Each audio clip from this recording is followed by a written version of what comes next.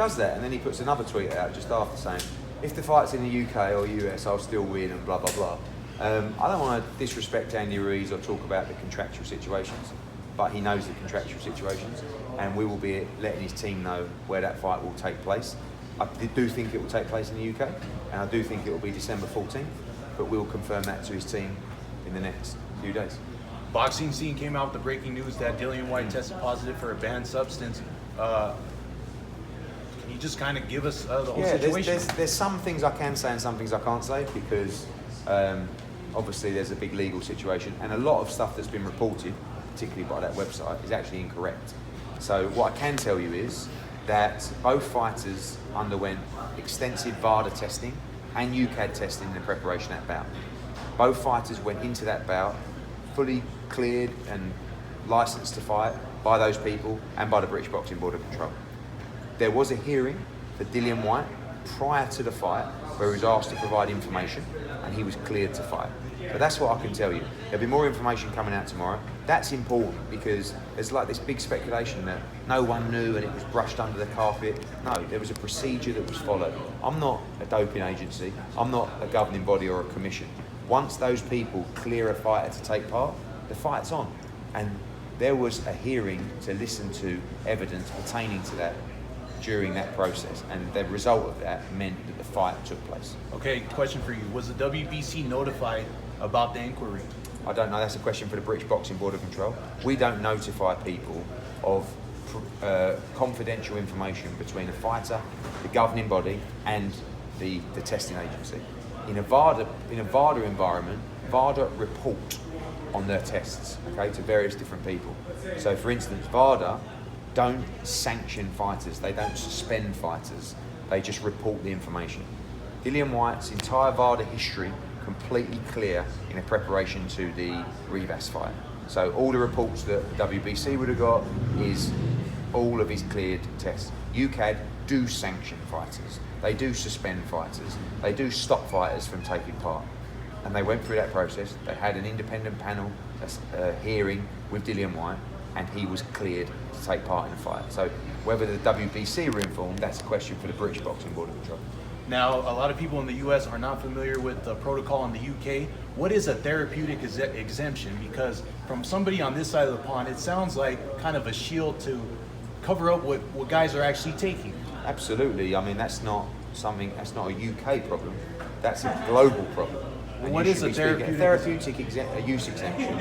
Is someone who takes a substance for an illness or something like that.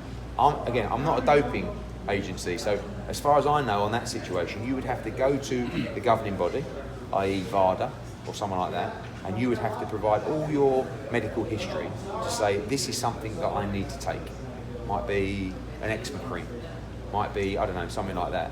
And the agency would have to approve that substance. That makes sense? All of these situations, you guys have to understand, the decisions are made by these people. Do you know what I mean? They're not made by me. I don't go in and say, yeah, it's fine, mate, take that, don't worry, the fight's taking place, just don't tell anyone. These things are dealt with by governing bodies and by agencies that are employed to make the decisions by the commissions. They're independent bodies. They're experts, they're physicians, they're doctors, they're scientists. So whatever decision was made around Dillion Whyte was made by these people, not by me saying, yeah, forget about it, let's just deal with it in a couple of weeks. That's important. In respect to the therapeutic use exemption, that's something you need to speak to VADA about the process of that happening. But again, it's not just you saying, oh, I need to take this, so is that all right? There's a process that has to be followed in order for that to happen. Okay, last thing, and I'll let you go. I feel like there's not enough transparency when it comes to performance-enhancing drugs in the sport of boxing. What needs to change for it to get better? I think we're making progress. I think still, I mean, my comments, I'm getting a bit of stick about this incident when I've been an advocate of VADA testing. We spend hundreds of thousands a year on VADA testing. Every major fight should carry VADA testing, not potentially get tested. No, 14, 16 weeks of constant VADA testing. That's important, and I've been an advocate of that. For me, if a fighter has intentionally cheated to gain a physical advantage in a fight, they should be banned for life. Unquestionable.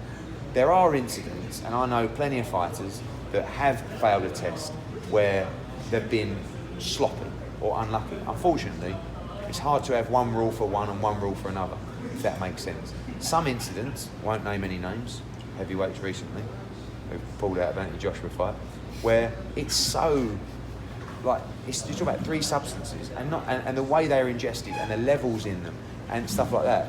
So it can only be a cheat.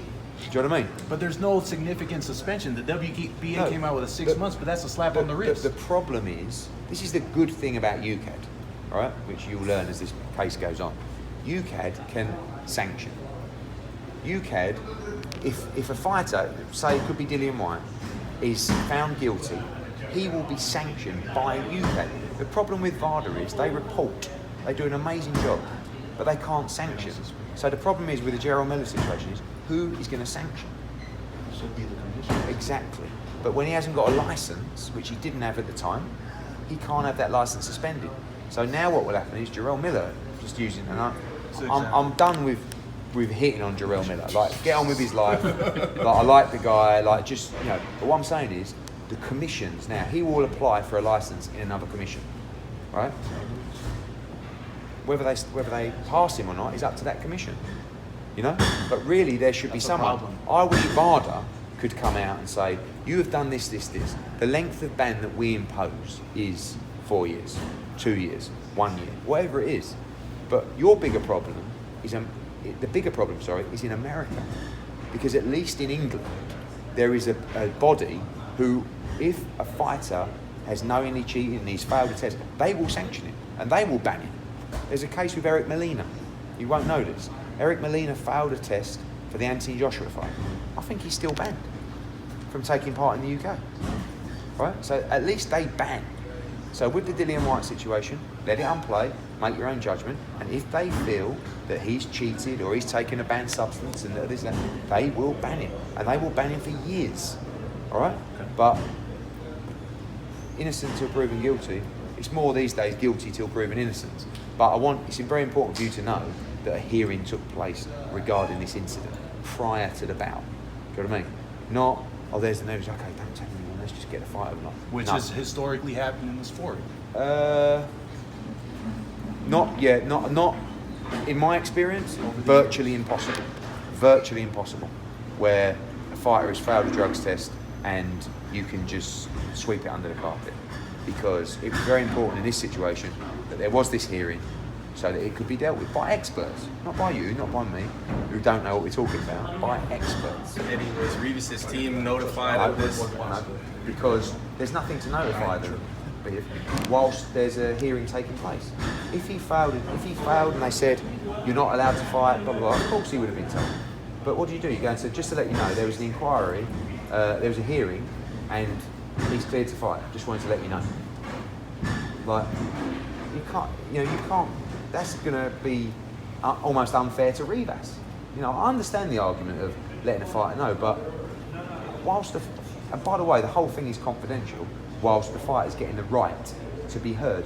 Say that Ruiz is alerted to a problem and then tells the media. We're in the same situation we're in now, where everybody's accusing Dillion Whyte without knowing the facts, you know?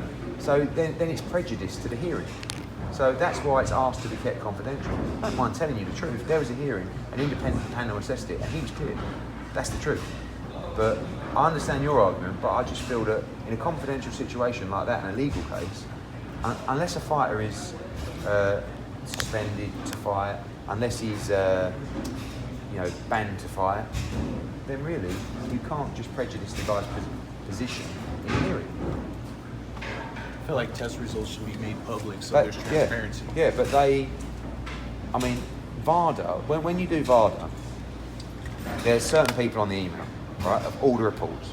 So, for example, that fight, Ruiz against Whyte, every time the fighter is tested, the reports of that test will go to me, the British Boxing Board of Control, Yvonne Michel, Team Oscar Ruiz, Dillion Whyte, Oscar Ruiz, WBC, right? That's the testing results. If it comes back positive, they don't say, this has come back positive, the fight's off. They say, this has come back positive, it's over to you guys. Do you know what I mean? Look at Gerald Miller in that situation. VADA reported that incident. They don't say he's failed all these tests, he's banned for 4 years. They say that we've done our job, we're reporting it to you. I almost don't like that, because in that incident, the New York Commission came on and said, you're banned. Or no, we won't license you, right? But if they would have said, no, we've looked at this and we don't agree, we will license you, almost contractually, we have to fight. Do you know what I mean? Yeah, totally. Like, so in that instance with Ruiz, contractually, if a fighter is cleared by everybody, I can't say, okay, the fight's not taking place. You know what I mean? Because contractually, I'm breaching. You know? So I have to make sure that we do things properly, that these people make the decisions, and we follow the decisions of the governing body. Has Dillion Whyte said anything to you since He's this happened? devastated. He's devastated because the same thing. He hasn't had a chance yet. All you've heard so far is one side of the story, right? So let the other side of the story be heard, then you can make the decisions.